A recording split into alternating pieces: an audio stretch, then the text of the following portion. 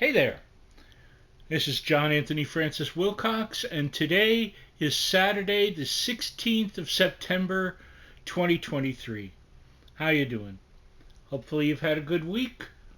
Let's see what's been going on with mine.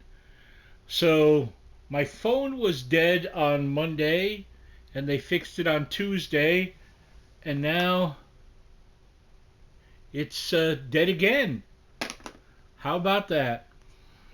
So, got to look into that, and that sucks. Had some website issues, working on that, and a frustrating week, I must say.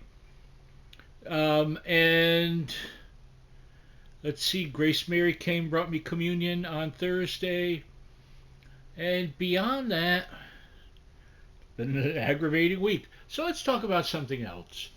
Yesterday on Turner, they had just one of my very favorite movies. So let's talk about that. It's the 1945 film The Enchanted Cottage.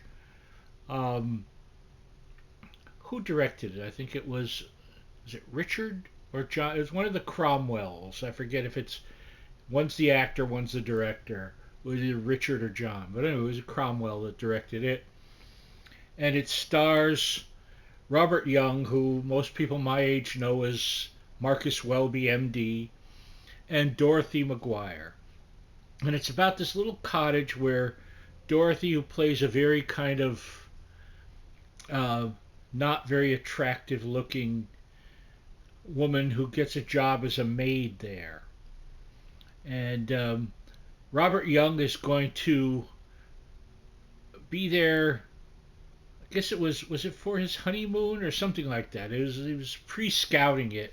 I think that was what it was going to be for, as he was going to marry, I believe it was Hilary Brooke, who later, around that time, I guess, went on to do a lot of Abbott and Costello's when they needed a pretty woman in them. She was in a lot of that. But he goes off to the war, and he gets disfigured, and he doesn't take it well, and she doesn't take it well. She calls off their marriage, and he goes back to the cottage to be isolated and in his depression, as he's got like a drooping lip and an eye that's got a thing on it and a thing here, and he's got a withered right hand. And what the story is, though, it's a romance, and it's a budding romance between him and Dorothy McGuire. And we see the magic of the Enchanted Cottage, and I won't give away for the people that have not seen it. But it's a beautiful movie, one of my favorites. I always cry at the end because I just must. I don't know what that is. I'm an old softy. But it was wonderful to see it again. It's always, when it's on, I stop whatever I'm doing and watch it. Even though I've already got it on DVD as well. I should look and see if it's on Blu-ray. That'd be even cooler. But so there was that, and that was a lovely thing for my day. So while I've got you, and while we're in a movie mood, let's talk about another movie that I is a big part of my life, and that's the 1973 movie Godspell, the movie of the musical that's a total different feel than the musical, the off Broadway and eventually Broadway musical. It's filmed in New York City while they are just completing building the Twin Towers, and one of the numbers is even filmed on it, part of It's All for the Best.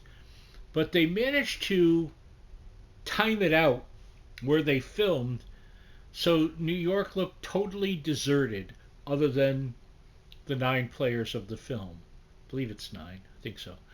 Um, and it's absolutely wonderful. It looks very kind of hippie in today's terms, but I don't care. It doesn't matter.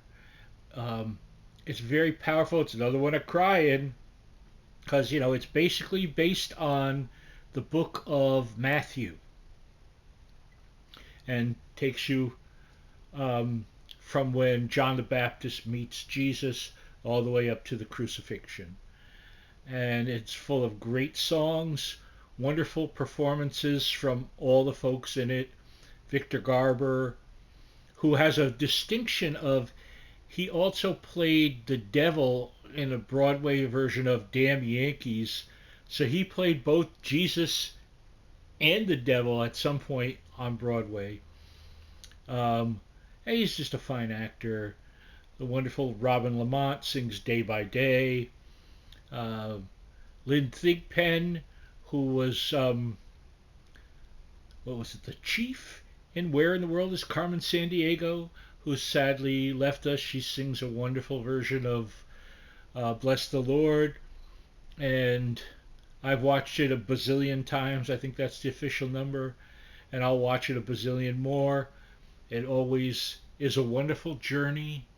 It's very colorful. It's very of its time in a way, yet timeless in another. And I can't recommend it enough. Although I know a few people that don't like it. I gave someone a copy once and they hated it. Um, I don't get it, but that's okay. We all have different tastes. But for me, these two films that I'm talking about today, The Enchanted Cottage and Godspell, are really high on my list of favorite films. Um, to me, they're guaranteed great times. I hope you, if you haven't already seen one or both of them, do check them out. They're pretty easy to find, wherever you consume things. Uh, and really, I think that we're going to knock it on the head there. By the way, during the week, if you guys see this, yesterday was Michael Griffith's birthday, and the 11th was my pal Rob Generini's birthday.